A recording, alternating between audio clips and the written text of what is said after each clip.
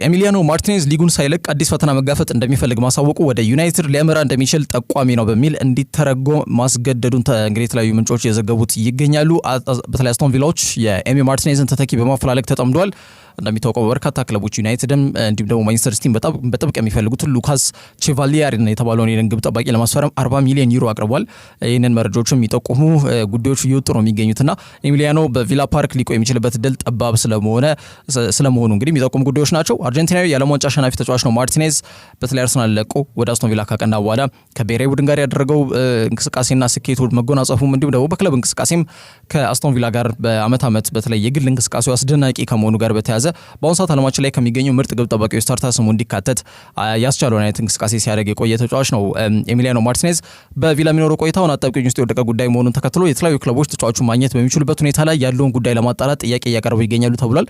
አስቶን ቪላ የመጨረሻ የፕሪሚየር ሊግ የሜዳ መርሃ ግብራቸውን ባሳለፍነው ሳምንት በተለይ ከማንቸስተር ዩናይትድ ጋር ከሜዳቸው ውጪ ተጉዘው እንደሚታወቀው በኦልድ ትራፎርድ እንግዲህ ጨዋታቸውን አድርገው ነበር። በዛ ጨዋታ ላይ ቀይ ካርድ ተመልክቶ ከሜዳ የወጣ ተጫዋች እንደሆነ የሚታወቅ ጉዳይ ነው። አስቶን ቪላ በሜዳቸው ያደረጉትን ደግሞ የመጨረሻ መርሃ ግብር ቪላ ፓርክ ላይ ያደረጉት ከቶተናም ጋር እንደነበር የሚታወቅ ጉዳይ ነው። ከ3 ሳምንት በፊት ማለት ነውና ያኔ ማርቲኔዝ ጨዋታውን ሲያጠናቅቅ በእንባ ታጅቦ ነው የታየው። የመጨረሻ የቪላ ፓርክ ጨዋታውም እንደሆነ የሚያሳብቅ መልኩ ክለቡ እንደሚለቅ ፍንጭ መስጠቱም ያው በዛ ደረጃ የተቆጠረ ጉዳይ ከመሆኑ ጋር በተያያዘ በርካታ ምንጮችም ዲህ ያሉ ጉዳዩን ሲቀባበሉት ቆይተዋል። አሰልጣኙ ናይብሪም ስለ ተጫዋቹ ሁኔታ ምንም ማውቀው ነገር የለም ሲል ነው ሐሳብ የሰጠው።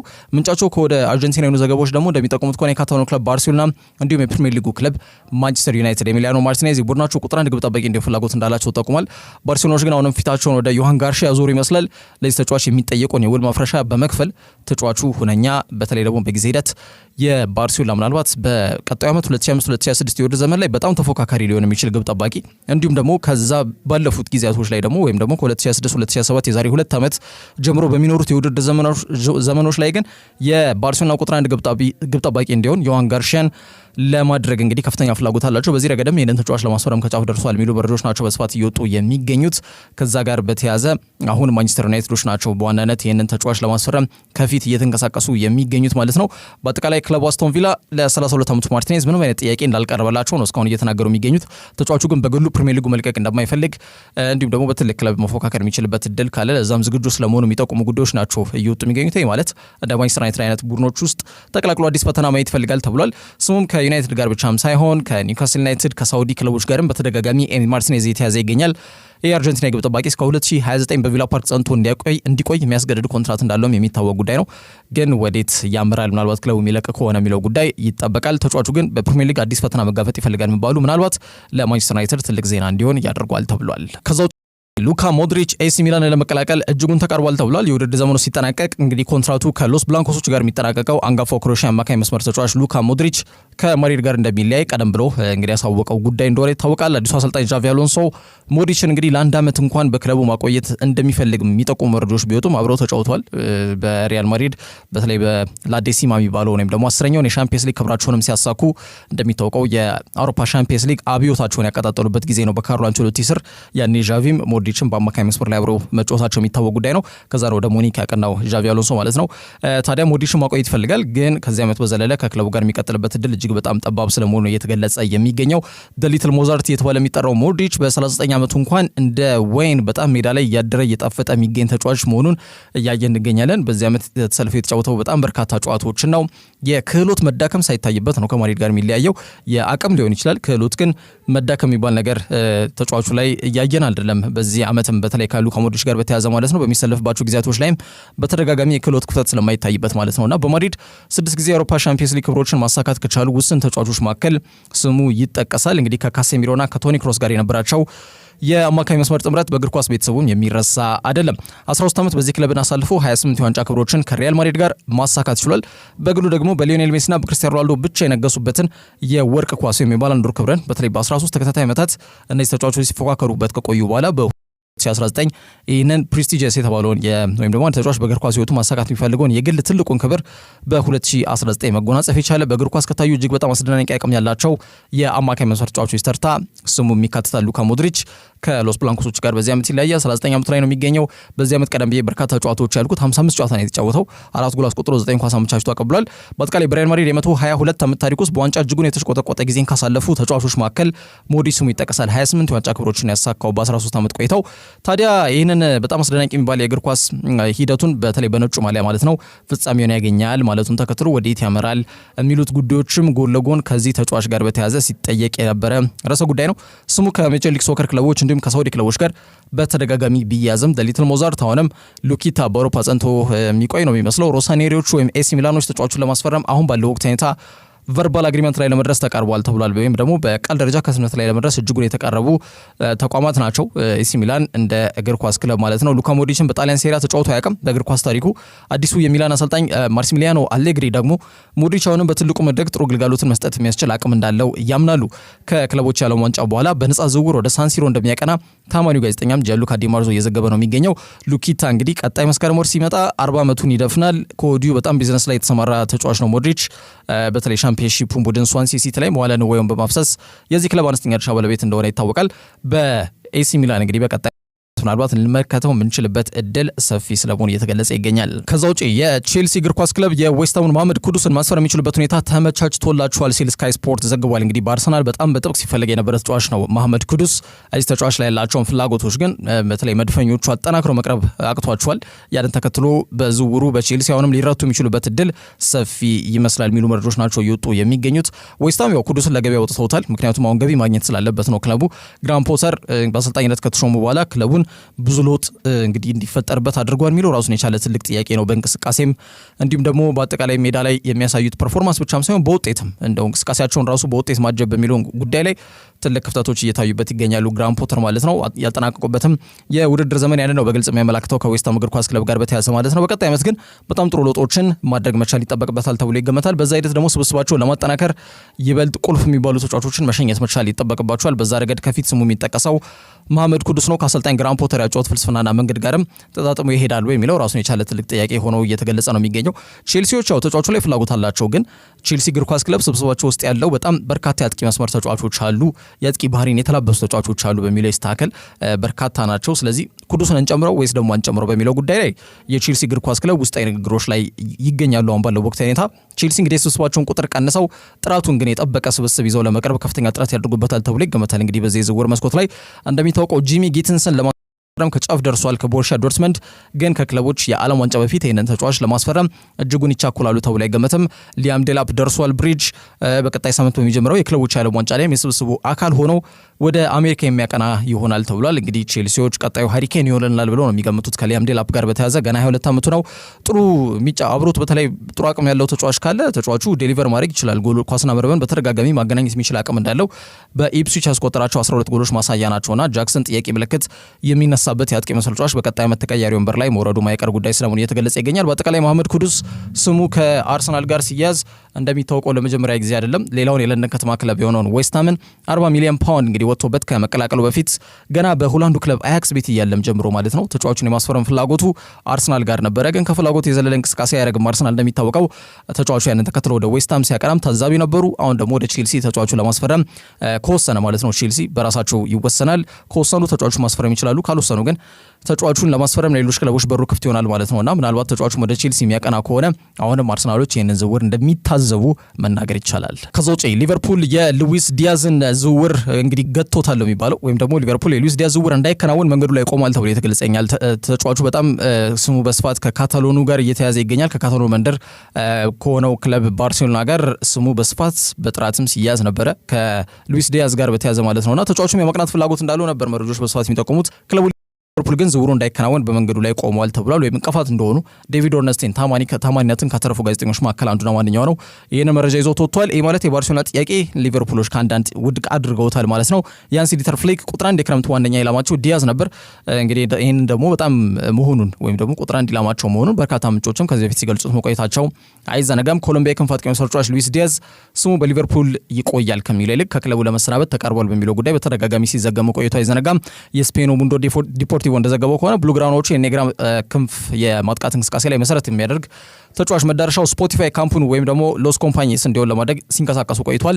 ኒኮ ዊሊያምስ ላይ ያላቸው ፍላጎት ቢታወቅም ተጫዋቹ ከፋይናንስ ጉዳዮች ጋር በተያያዘ በጣም ከፍተኛ ሳምንታዊ ደሞዝ ነው የሚጠይቀው። ከዛ በተጨማሪ ዝውውሩን ለማከናወንም ከፍተኛ ወጪ ይጠይቃል ወይም ደግሞ ውል ማፍረሻው እንዲከፈላቸው ይፈልጋሉ አትሌቲኮ ቢልባዎች። ከዛ ጋር በተያያዘ እዚህ ተጫዋች ላይ ያላቸው ፍላጎት ሙሉ ለሙሉ ተሟጦ ወጥቷል። ይህንን ተጫዋች በፍጹም ያስፈርሙታል ተብሎ አይገመትም። ባለው ወቅት ሁኔታ የውድድር ዘመኑ ሲጠናቀቅ ግን በገበያው ላይ ለሽያጭ እንደሚቀርብ የተገለጸው ሉዊስ ዲያዝን በእጃቸው ማስገባት ዋነኛ አጀንዳቸው ከመሆኑ ጋር በተያያዘ ይህንን ተጫዋች ለማስፈረም ሲከታተሉት ቆይቷል። ኮሎምቢያ ክንፍ አጥቂ መስመር ተጫዋች ሊቨርፑል ቤት የሚያቆየውን አዲስ ውል እንዲፈርም በሚደረገው ጥረት ላይ ሁለቱም ወገኖች አለመግባባት ውስጥ ገብቷል ተብሏል። ይህ ደግሞ እንደ ባርሴሎና አይነት ክለቦችን ትኩረት ሲስብ የቆየ ጉዳይ ነው። ተጫዋቹ አሁን ባለው ወቅት ሁኔታ ከብሔራዊ ቡድኑ ጋር ነው የሚገኘውና የዓለም ዋንጫ ማጣሪያ ጨዋታዎችን ኮሎምቢያ ታደርጋለች በመጪዎቹ ጥቂት ቀናት ላይ ማለት ነው። ታዲያ ከዛ ጋር በተያያዘ ከቆይታው እንዲሁም ከሊቨርፑል ቆይታውና ስሙ ከተለያዩ ክለቦች ጋር እየተያዘ ይገኛል። በዚህ ጉዳይ ላይ ምን ትላለህ የሚል ሀሳብ ተሰንዝሮለት ነበር ለሉዊስ ዲያዝ ማለት ነው። እንግዲህ ቆይታዬ ምንም ነገር ሊፈጠርበት የሚችል ነው። በሊቨርፑል ነው ያለሁት። በሊቨርፑል እግር ኳስ ክለብ ደስተኛ ነኝ፣ ግን ለወደፊቴ እንደዚህ ነው እንደዛ ነው ብዬ መናገር የምችለው ነገር አይደለም ያለው። ምንም ነገር ሊፈጠር ይችላል ሲል ፍንጭ ሰጥቷል። ልክ እንዳለው እንደወረደው ምንም ነገር ሊፈጠር ስለሚችል ማለት ነውና 27 ዓመት ላይ ነው የሚገኘው ኮሎምቢያዊ። አሁን ከሚያገኘው ነገር የተሻለ በተለይ በአዲስ ኮንትራት ይፈልጋል። ያን ነገር ክለቡ ያቀረበለት አይመስልም። ከዛ ጋር በተያያዘ ነው ውሉን ማደስ ያልፈለገው። እስከ 2027 ነው አሁን ባለው ወቅት ሁኔታ በአንፊልድ የሚያቆየው ማለት ነውና አዲስ ነገሮችን በቀጣይ የሚያደርጋሉ ተብሎ አይገመትም። ይህ ተጫዋች በ2022 ጥር ወር ላይ ነበር ፖርቹጋሉን ክለብ ፖርቶን ለቆ ወደ 38.5 ሚሊዮን ፓውንድ ወጥቶበት ሊቨርፑል የተቀላቀለው። ዘንድሮ በፕሪሚየር ሊጉ ባደረጋቸው ጨዋታዎች ማለት ነው ወደ 12 ጎሎችን አስቆጥሯል። 7 ኳስ አመቻችቶ ተቀበለበት አጋጣሚ ያለ። በአጠቃላይ ለክለቡ በተሰለፈበት 116 ጨዋታ ደግሞ ለሊቨርፑል ማለት ነው 33 ጎሎችን አስቆጥሮ 15 ኳስ አመቻችቶ ተቀብሏል። ለቡድኑ ቁልፍ ሚናን ከሚጫወቱ ተጫዋቾች መካከል አንዱ ሉዊስ ዲያዝ ነው። የቀረበለትን አዲስ ውል እሱ እንደጠበቀው አይደለም ተብሏል።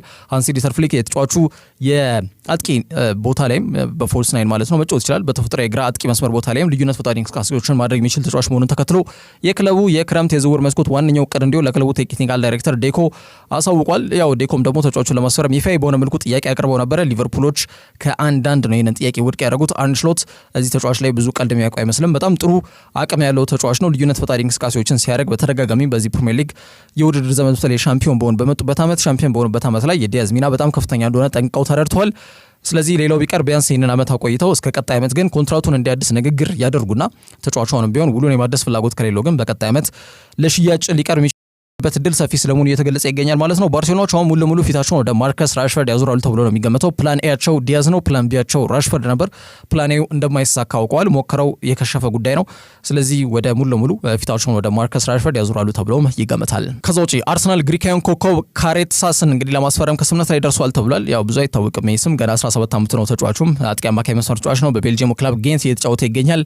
በአውሮፓ ውስጥ በዚህ እድሜያቸው በ17 ዓመት ማለት ነው በጣም ጥሩ አቅምና ጥሩ ክህሎት ካላቸው ጥሩ እንቅስቃሴ እያደረጉ ከሚገኙ ተስፈኛ ተጫዋቾች መካከል ስሙ ይጠቀሳል። በክለቡ ወደ 45 ሚሊዮን ዩሮ ወይም ወደ 37 ሚሊዮን ፓውንድ ገደማ ነው የሚገመተው የተጫዋች።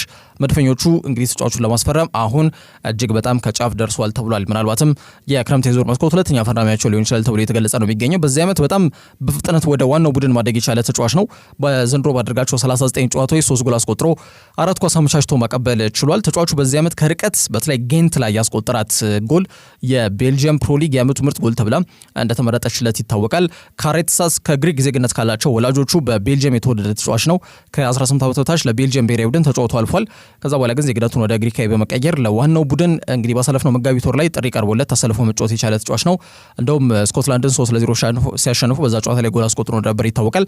ያ ማለት ደግሞ ለግሪክ ዋናው ብሔራዊ ቡድን ጎል ማስቆጠር የቻለ በእድሜ ትንሹ ተጫዋች መሆን የቻለበት አጋጣሚ ተፈጥሮ ነበረ ከካሬትሳስ ጋር በተያያዘ ማለት ነው።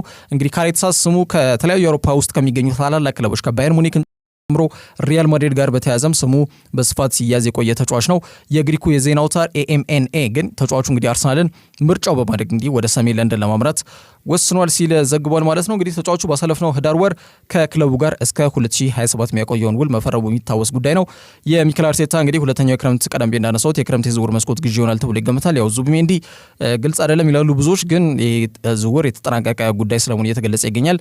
ግን በተለይ ዝውውሩን አቀላጥፈው ማከናወን ያቃታቸው መድፈኞቹ ምናልባትም በዚህ በያዝነው የሰኔ ወር ይህንን ተጫዋች ይፋም ሊያደርጉ የሚችሉበት እድል ጠባብ ነው የሚሉ ጉዳዮች ናቸው እየወጡ የሚገኙት። ግን ዝውውሩ ከሙላ ጉዳይ የተጠናቀቀ ነው ተብሎ እየተገለጸ ይገኛል ከማርቲን ዙቢሜንዲ ጋር በተያያዘ ማለት ነው። ስለዚህ ይህንን ተጫዋች በመከተል ፊርማውን ሊያስቀምጥ የሚችል ሁለተኛው ተጫዋች ይሆናል ተብሎ ይገመታል። ተጫዋቹ በደንብ በስሎ እንዲቀርብ በቀጣይ ዓመት በክለቡ ጌንት ቆይታ ያደርጋል ወይስ ደግሞ የመድፉን ስብስብ ይቀላቀላል የሚለው ጉዳይ በቀጣይ የሚታይ ነው የሚሆነው። ይህን ተጫዋች ግን ለማስፈረም መድፈኞቹ ከጫፍ ስለመድረሳቸው መናገር ይቻላል። ከዛ ውጪ ቼልሲ ኮቢ ሜኑ ለማግኘት እጅጉን ተቀርቧል ተብሏል። እንግዲህ ጋሪ ኔቭል ኮቢ ሜኑ ለመሸጥ 2 እርምጃ ወደኋላ እንደመጓዝ ነው የሚቆጠረው ሲል ይህንን የዝውውር ዑደት በተለይ ደግሞ ማንቸስተር ዩናይትድ ተጫዋቹ ለሽያጭ ማቅረቡን እጅግ በጣም የታቸው ፐንዲት ነው ወይም የቀድሞ ተጫዋች ነው። ዩናይትድ በጣም ሆም ግሮን ታለንቶቹን ወይም ደግሞ የካሪንግተን አካዳሚ ፍሬ ውጤት ተጫዋቾቹን በክለቡ ለማቆየት በጣም እየተቸገረ ይገኛል። ራሽፈርድ የቅርብ ምሳሌ ሲሆን አሁን ደግሞ ኮቢ ሜኑን ውል ለማደስና ለማራዘም እየተቸገሩ ይገኛሉ። ሜኑ እንግዲህ ለመጀመሪያ ጊዜ ለዩናይትድ ተሰልፎ መጫወት ከጀመረበት ጊዜ አንስቶ ለውጦችን እያሳየ ሀገሩንም ጭምር በትልቅ መድረክ ሲወክል የቆየ ተጫዋች ነው። በኦልድ ትራፎርድ የሚያቆየው ውል በ2027 ይጠናቀቃል። ሳምንታዊ ደሞዝ በጣም ዝቅተኛ ነው። ተጫዋቹ በተለይ እሱ ደግሞ የጠየቀውን ሳምንታዊ ክፍያ ወደ 180,000 ፓውንድ ገደማ ነው እንዲከፈለው የሚፈልገው። ዩናይትድ ደግሞ አሁን ካለባቸው በጣም ከፍተኛ የፋይናንስ ጫና ጋር በተያዘ ይህንን እንደወረደ ለዚህ ተጫዋች የማቅረብ ፍላጎት የላቸውም ተብሎ የተገለጸ ይገኛል። ዩናይትድ ያለበት የፋይናንስ ክፍተት ሌላው ቢቀር ተጫዋች እንኳን ለማስፈረም ተጫዋች ካልሸጠ በስተቀር ማስፈረም የሚችልበት ሁኔታ ጠባብ ነው ተብሎ ሲገለጽ ቢቆይም አሁን ግን 2 ተጫዋቾችን ለማስፈረም ከጫፍ ደርሷል። ያው ኩኛ የተረጋገጠ ነው። ብሬን ቤሞንም እንዲሁ ለማስፈረም ኢኒሺያል ኮንታክት ወይም የመጀመሪያ ንግግሮችን ማድረጋቸው አይዘነጋም። ተጫዋቹም ወደ ዩናይትድ ማቅናት እንደሚፈልግ ቀደም ተብሎ የተገለጸ ጉዳይ ነው። አነስተኛ እርሻ ባለቤቶቹ በጣም እጅ አጠር እንዲሁም ደግሞ በጣም ገብጋባ እንዲሁም በአጠቃላይ ክለቡ እግር ኳሳዊ በሆነ መንገድ ገቢ የሚያገኝበት መንገድ እጅግ እየጠበበ መምጣቱ የኮንትራት ንግግሮች በታሰበው መልኩ ተቀላጥፈው እንዳይከናወኑ እንቅፋት ከሆነባቸው ጉዳዮች መካከል ይጠቀሳሉና ብሩኖ ፈርናንዴዝን አቆይተዋል። ብሩኖ ፈርናንዴዝን አቆዩ ማለት ወደ 100 ሚሊዮን ፓውንድ ሊያገኙ የሚችሉበትን እድል አጥብበዋል ማለት ነውና ምናልባትም ደግሞ በቀጣይ ይህንን ተጫዋች ሊሸኙ የሚችሉበት እድል ሰፊ ስለመሆኑ እየተገለጸ ይገኛል። የተጫዋቹ ሁኔታ ደግሞ የምዕራብ ለንደኑ ክለብ ቼልሲ በቅርበት እየተከታተሉ ይገኛሉ ተብሏል። እንደሚታወቀው ኮል ፓልመርና ሜኑ ያላቸው ቀረቤታ በተለይ ከዚህ በፊትም በተረጋጋሚ እኛም አንስተናል። አንድ ሐሰተኛ የኢንስታግራም ትስስር ገጽ ላይ የተለጠፈ የሜኑ ፎቶ ነበርና ያ ማሊያ ተቀነባብሮ በተገራ ፖስት ኮል ፓልመር ላይ ካርጎት ነበረ ወይም መወዳጀቱ በጣም በስፋት መነጋገሪያ የነበረ ርዕሰ ጉዳይ ነበር አይዘነጋም።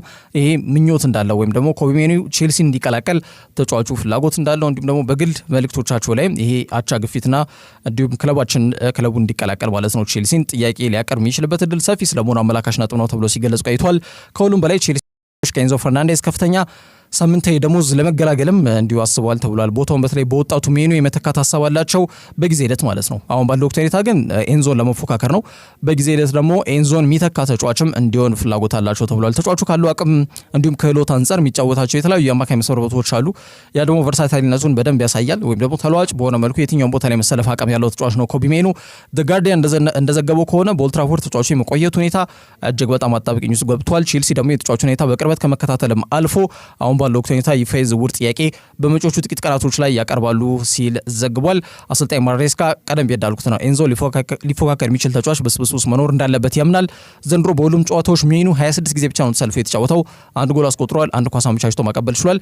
በጉዳት ምክንያት ያው በርካታ ጨዋታዎች አልፈውታል። ሜኑ በዚህ ዓመት የዩሮፓ ሊግ የፍጻሜ ጨዋታ ላይ እንኳን አለመሰለፉ ቡድን በትልቁ ዋጋ ያስከፈለ ጉዳይ ስለመሆኑ ብዙዎች ሲያነሱ ቆይቷል።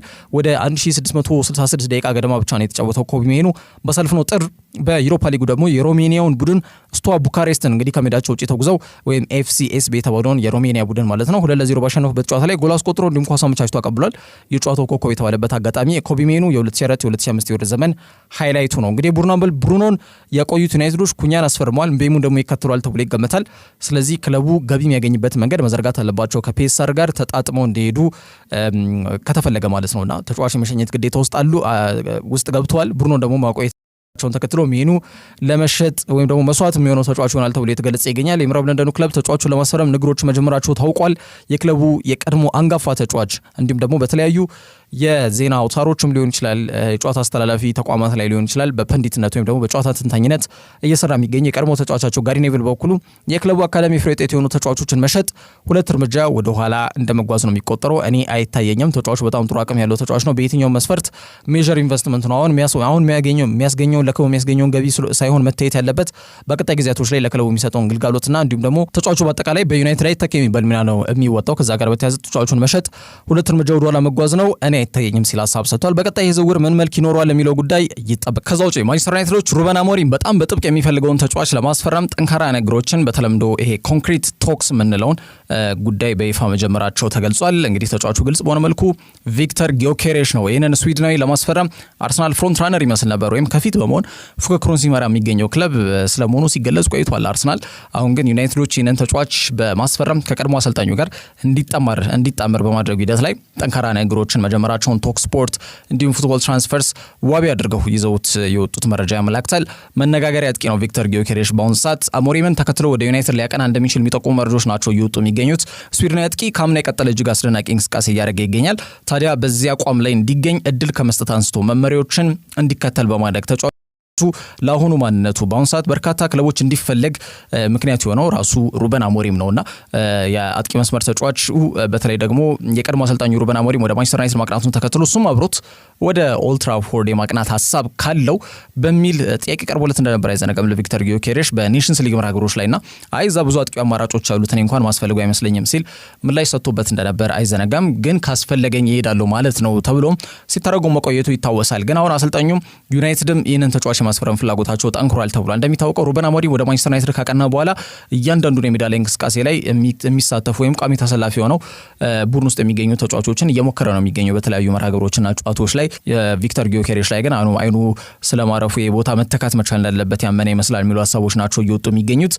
ንግግሮች ደግሞ በይፋ ተጀምሯል ሲል ጀርመናዊው ታማኝ ጋዜጠኛ ፍሎሪያን ፕሌተንበርግ ነው የዘገበው። ጊዮኬሬሽ በቀላል ሂሳብ ግን ክለቡን ይለቃል ተብሎ የሚገመት አይነት ተጫዋች አይደለም። ስለዚህ መጀመሪያ ዩናይትድ 1-2 ተጫዋቾችን ለሽያጭ ማቅረብ ከነሱም ገቢ ማግኘት መቻል እንደሚኖርበት ይታመናል። ቁጥሩ በራሱ አፋውቶ ይናገራል። ምንም ለስለዚህ ተጫዋች ከዚህ በላይ መናገር አያስፈልግም። በጣም አስደናቂ የአጥቂ መስመር ተጫዋች እንደሆነ ማሳያ ጉዳዮች ናቸውና ዩናይትድ በቀጣይ ዓመት አሰልጣኙ የሚፈልገውን አይነት ስብስብ እንዲኖረው ለማድረግ ይጥራሉ ተብሏል። የ9 ቁጥር የአጥቂ መስመር ተጫዋች ደግሞ አጀንዳው ላይ ከፊት ያለው ጉዳይ ነው በዩናይትድ አጀንዳ ላይና ጊዮኬሬሽ ደግሞ የክለቡ ቁጥር 1 እቅድ ስለመሆኑ እየተገለጸ ይገኛል። ፍሎሪያን ፕሌተንበርግ ደግሞ ዩናይትድ በይፋ ጠንካራ ንግግሮችን ኮንክሪት ቶክስ ከስፖርቲንግ ሊዝበን ጋር በይፋ ጀምሯል ሲል በፊት ገጹ ላይ የዘገበው መረጃ ያመላክታል ማለት ነው። ከዛ ውጪ ሊቨርፑሎች የተሻሻለ የዝውውር ጥያቄ ለፍሎሪያን ቬርትስ አቅርበዋል ተብሏል። ተጫዋቹ ሊቨርፑልን ለመልቀቅ ዝግጁ ሆኖ ሻንጣውን ሸክፎ የሚገኝ ተጫዋች እንደሆነ ይታወቃል። ለተጫዋቹ 100 ሚሊዮን ዩሮ ያቀረቡት ሊቨርፑሎች ጥያቄያቸው በሌቨርኩሰን ውድቅ መደረጉ አይዘነጋም። ሊቨርፑል እንግዲህ ሜጀር ኢንቨስትመንት ላይ ትኩረት እያደረጉ ይገኛሉ። የ2 ዓመቱን ቬርትስን ከሊቨርኩሰን ለማስፈረም እንግዲህ ካሳለፍነው ሳምንት አንስቶ ድርድር ላይ መቆየታቸው የሚታወቅ ጉዳይ ነው። 22 ዓመት ላይ ነው የሚገኘው የጀርመናዊ አጥቂ አማካይ መስመር ተጫዋች በአሁኑ ሰዓት ከሚፈልጉ በጣም ከሚደነቁ በጣም ትኩረትን ከሳቡ ተጫዋቾች ተርታ ስሙ ይሰልፋል። ቀዮቹ ለቀጣዩ ዓመት አሰልጣኝ ሽሎት ስብስቡ ሳስቶ ያየበትን የቡድን የ10 ቁጥር መስመር ለማጠናከር በማሰብ በገበያው ላይ እንግዲህ ሌላ አማራጭን ሳያስቡ ሙሉ ለሙሉ ትኩረታቸውን ወደዚህ ጀርመናዊ በማድረግ ተጫዋቹን የግላቸው ለማድረግ እንቅስቃሴ ጀምረዋል። እንደሚታወቀው ጓደኛው ፍሪምፖንግ ወደ ሊቨርፑል ማቅናቱና ለ5 ዓመት ውል መፈረሙ ተረጋግጧል። አሁን ደግሞ ጓደኛውን ቬርትስን ለማግኘት ተቃርቧል ተብሏል። እንግዲህ ተጫዋቹ በዚህ ዓመት በሌቨርኩሰን 16 ጎል አስቆጥሮ 15 ኳስ አመቻችቶ ያቀበለ ተጫዋች ነው። ሌቨርኩሰኖች ለተጫዋቹ 130 እስከ 150 ሚሊዮን ዩሮ እንደሚጠብቁ መረጃዎች ጠቁመዋል። እንደሚታወቀው የሊቨርፑል የመጀመሪያ ዙር ጥያቄም ተቀባይነት የማግኘት እድሉ ጠባብ መሆኑም ቀደም ተብሎ መገለጹ አይዘነጋም። አሁን ሁለተኛ የዝውውር ጥያቄ ማለትም ወደ 130 ሚሊዮን ዩሮ ይዘው ቀርበዋል። እንግዲህ ምን ምላሽ ያገኛሉ የሚለው ጉዳይ በቀጣይ የሚታይ ነው የሚሆነው። ዞሮ ግን በድርድር ከስምነት ላይ መድረሳቸው እንደማይቀር ሊቨርፑል ኤኮ ይዞት የወጣው መረጃ ያመላክታል። ከዛ ውጪ አርሰናል ብራዚላዊ ተከላካይ መስመር ተጫዋች አርሰናሎች በጣም ጥሩ አቋም ላይ የሚገኝ ተጫዋች ነው ጉዳት እስኪያጋጥመው ድረስ በዚህ ውድድር ዘመን ላይ ማለት ነው። በተለይ ደግሞ በአውሮፓ ሻምፒየንስ ሊግም ተጫዋቹ ቢሆን ኖሮ ከግማሽ ፍጻሜም በላይ ሊጓዙ የሚችሉበት አጋጣሚ ሊፈጠር ይችል ይሆን ነበር። ምናልባት ከዊሊያም ሳሊባ ጋር የፈጠሩት ጥምረት እጅግ በጣም አስደናቂ ሆኖ እየታየ ይገኛል። የ26 ዓመቱ ብራዚላዊ ተከላካይ መስመር ተጫዋች በልዩነት ያለፉትን 2 ዓመታት በጣም አስደናቂ እንቅስቃሴን ሲያሳይ ነበረና ለሚኬል አርቴታ ትልቅ ግልጋሎትን ሲሰጥ የቆየ ተጫዋች እንደነበር የሚታወቅ ጉዳይ ነው። አርሰናሎች ጥሩ አቋም ላይ የሚገኘው ይህንን ተጫዋች በተለይ ውሉን ለማደስ ከወኪሎቹ ጋር ይፋ ንግግሮችን ከዚህ በፊት መጀመራቸውን ፉትቦል እንደመዘገበው አይዘነጋም። በሳምንት 100,000 ፓውንድ ነው የሚያገኘው በአመት ወደ 13 ሚሊዮን ዶላር ገደማ ማለት ነውና እስከ 2027 ከአርሰናል ጋር የሚያቆይ ውል አለው። ግን መድፈኞቹ የተጫዋቹን ወደፊት ጉዞና ዕቅድ ከአርሰናል ጋር እንዲቀጥል በማሰብ ውሉ ለተጨማሪ ዓመታት ለማደስ በማሰብ ንግግሮችን ከወኪሉ ጋር መክፈታቸው የሚታወቅ ጉዳይ ነው። በዚህ ዓመት ብቻ ከዊሊያም ሳሊባ ጋር በነበራቸው ጥምረት መድፈኞቹ ወደ 19 የሚሆኑ የፕሪሚየር ሊግ ክሊንሺቶችን አስመዝግቧል።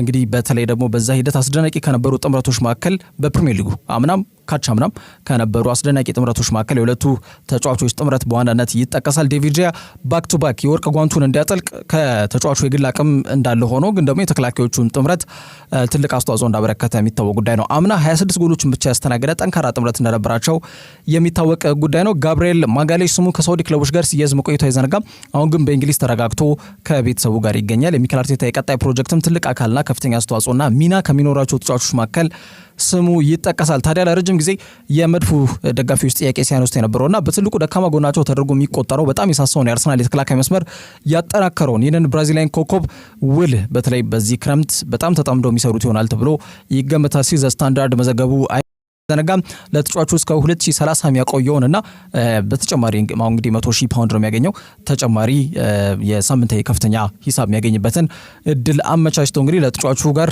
ተነጋግረው አሁን ከስምምነት ላይ ተጫዋቹ ኮንትራቱን ማደሱንም ክለቡ ይፋ ያደርጋል ተብሎ ነው የተገለጸ የሚገኘው። መድፈኞቹ እንደ አለት የጠነከረ የሚመስለው የሳሊባና የጋብሪኤል ማጋሌሽ ጥምረት ረዘም ላለ ጊዜ እንዲቆይ ፍላጎት አላቸው። ስለዚህ ያም ሳሊባን ውሉን እንዲያድስ ለማድረግ ከፍተኛ ጥረት ክለቡ እንደሚያደርግም መረጃዎች ጠቁመዋል። ዛሬ ያላችሁ ስፖርታዊ መረጃዎች እነዚህን ይመስላሉ። በያላችሁበት ጥሩ ጊዜ አሁን እዝራ ስፖርታዊ መረጃዎች እነዚህን ይመስላሉ። በያላችሁበት ጥሩ ጊዜ አሁን